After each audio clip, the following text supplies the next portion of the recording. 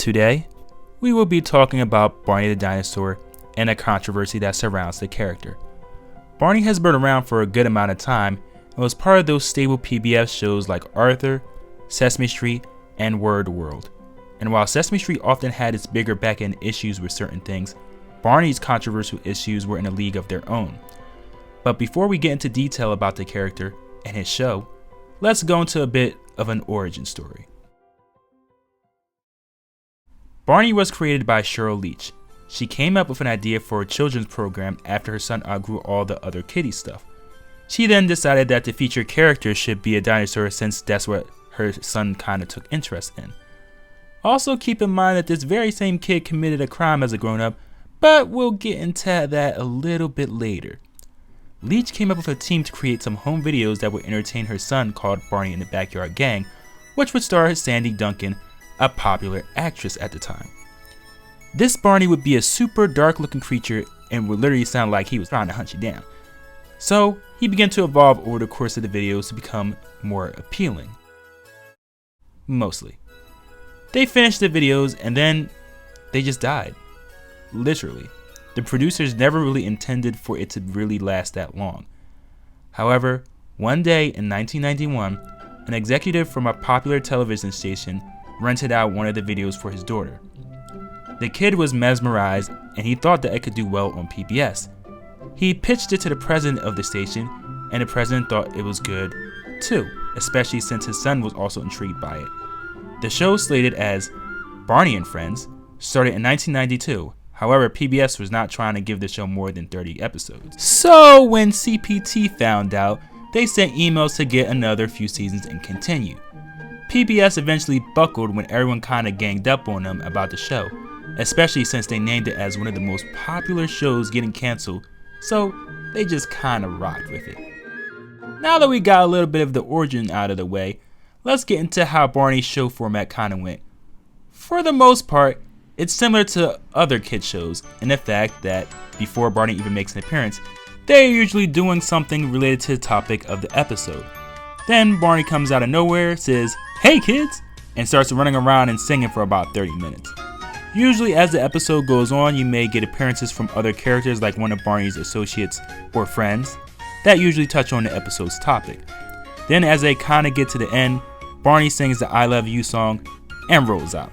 Now let's talk a bit on how this dinosaur has evolved. Enter David Joyner, the mantra massage therapist, which is keyword for sex therapist. Nah, like, it's actually really true.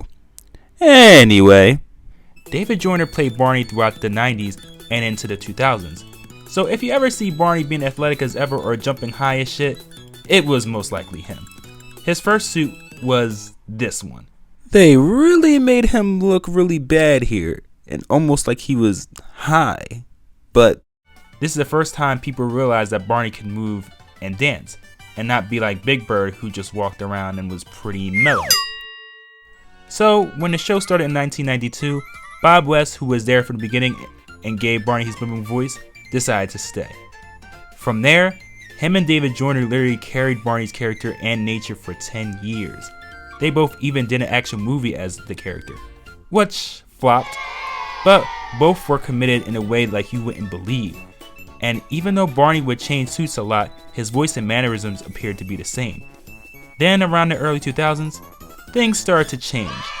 Barney and Friends was appealing to its target audience, but times were changing. Barney needed to catch up with the times or he would be left behind. It's also good to know that this is one of the reasons why the show went on hiatus in the first place. They updated again. They changed the set, voice, and even brought a few new characters along. In this new variation of Barney, Dean Wint is the voice and Carrie Stinston becomes the new body. There were other voices and performers in the past, but these two were here to stay for a while. This variation went on for about 15 years before Barney went on hiatus. And as time went on, the performances started to get stale to the point where Dean Wint started talking normally. And it was just absolute torture. Like, you gotta hear this monstrosity. Pretty orange flower is the bird of paradise Tracy needs for her party. Bro was being super lazy and they knew it too. So They tried to shorten it to keep the attention span of the kids, but it still wasn't working at all. Eventually they had to pull the plugs and keep him on reruns. Now, let's get into the controversial issues. First, let's talk about Cheryl Leach's son. Cheryl Leach's son, Patrick, was a bit troubled. Even though the show was created for kids similar to him, he was a bit of an oddball. After Cheryl Leach left the show, she had a pretty shaky marriage, and when it didn't survive, her husband committed suicide. That affected him in certain ways, and the fact that he got bullied for his connection to Barney didn't help either. One day, he got into a dispute with his neighbor, and he shot a Glock 9 in his chest. Patrick had a $1 million bond, but because his mom was connected with Barney, he posted bail. To this day, Patrick still lives with his family in California, but his mom has kept guns away from him ever since then. Now, let's talk about David Joyner. After he left Barney, he went to do a few acting gigs, and later on outside of that work, he became a sex therapist. He says that to successfully do what he does in his business, you have to channel your spiritual energy. But I'm just still appalled at his position. Like, could you imagine Barney being a sex therapist? Never mind, let's just move on. Now, this part surrounds the I Love You song. The song was actually used to torture captured people from Afghanistan, I believe. Now, I'm not super political, so I'm not going to get into specifics, but they replayed this song multiple times to the point where the victim screamed for it to stop. This kind of steamrolls us into our very next topic, the controversy that comes from Barney the Dinosaur in general. Along with this stuff that I mentioned before, came the rumors that surround the dinosaur. There's also those parodies and comedies about the dinosaur to the point where there is a name for it called anti-Barney humor. I personally remember growing up and kids used to sing the I Love You song in the most devious and malicious ways. Like, they would go, I hate you, you hate me, and so on and so forth. The KKK also didn't like Barney neither, mostly because they realized the dinosaur who was entertaining their children was not white. Like, seriously, it's a true thing. So they were out to get him as well. It got so bad that the phenomena around it became more known than the show itself.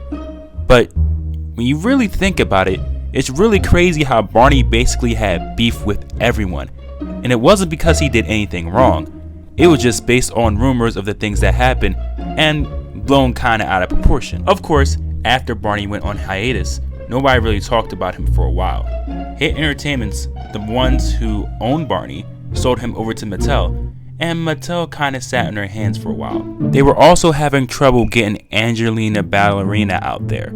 And for those who don't really know about Mattel, they own a bunch of kid-based shows like Thomas the Tank Engine. Mattel finally put something together and said Barney would be coming back in CGI form, and they released this. Yeah, this. Like, what the fuck did they do to my boy? They gave him plastic surgery and fucking veneers. Like, this shit ain't it. And I'm not the only one who thinks this, because a ton of backlash came from it, not just from the critics, but for people who actually liked the show. Of course, this can be changed, but only time will tell. Barney was created to become a beacon to kids worldwide, and in some weird fashion, it succeeded. He was loved and equally hated just for his existence. However, his impact has been somewhat positive, to say the least. And in my fair opinion, if someone hates you out there, then you must be doing something right. What do you guys think? Did Barney deserve all the hate he got? Was the criticism unnecessary? Was he loved a little too much? Is he evil? A good guy? Or maybe he's a secret agent in disguise to turn our kids into zombies? Say, let me stop. I'm getting ahead of myself here. But what do you guys think? Comment down below and give some answers and opinions. Aside from that, I hope you guys enjoyed the video, and I'll see you next time. Peace.